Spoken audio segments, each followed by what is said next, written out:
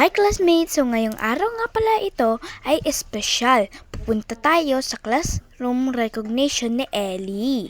Ayos-ayos muna tayo. Outfit check. Outfit check.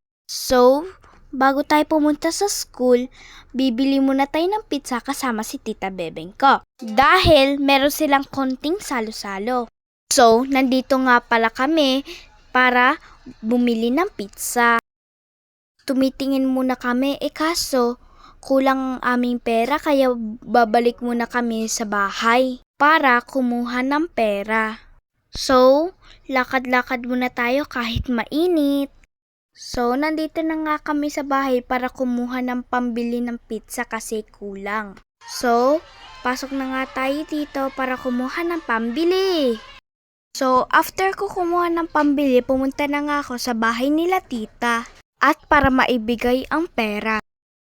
So, yan na nga pala si Ellie, yan ready para pumunta sa school.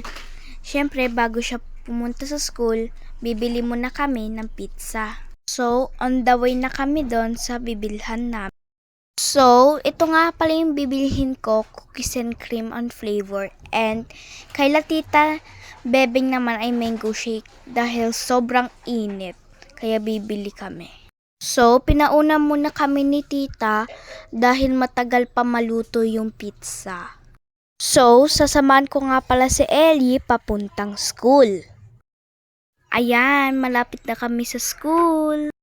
At nandito na nga tayo sa school, so papasok muna kami. So, pumasok na nga kami dito sa classroom ni Ellie. At para hintayin ang mga classmate niya kasi konti pa lang kami. Yan guys, konti pa lang talaga kami. So, yan nga, tingin-tingin si Ellie at may sinasabi siya. Yan So, nandito ako sa labas para tingnan sila Tita Bebeng kung nandyan na ba. So, wala pa rin sila tita at chinecheck na kung anong oras na. Yes, classmates! So, pagkadating nila, kinuha ko na tong prof ko.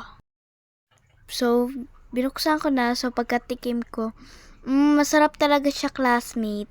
So, inom-inom muna tayo dito habang hindi pa nagsa-start yung classroom recognition nila. So, itutur ko kayo dito sa school namin. So, ito nga pala yung hagdanan namin, diyan kami umaakyat. So, tumating nga pala sila Briella, cutie-cutie!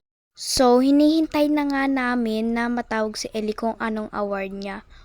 Sa tingin nyo kaya, anong award ni Ellie? So, ito yung award niya. Star Pupil Award, Star Reader Award, and Budding Mathematician. So, nung natawag na nga si Ellie, yan nga. At si Briella panay gala-gala dito, so, kalaro ko na siya. Yan, kinakalaro ko siya. So, hindi ko na naibidyohan yung iba kasi nabigay ko kay mama yung cellphone at nadala na niya sa bahay. So, yun lang guys. Sana na-enjoy niyo tong video. Bye-bye! Mwah! Bukas ako naman.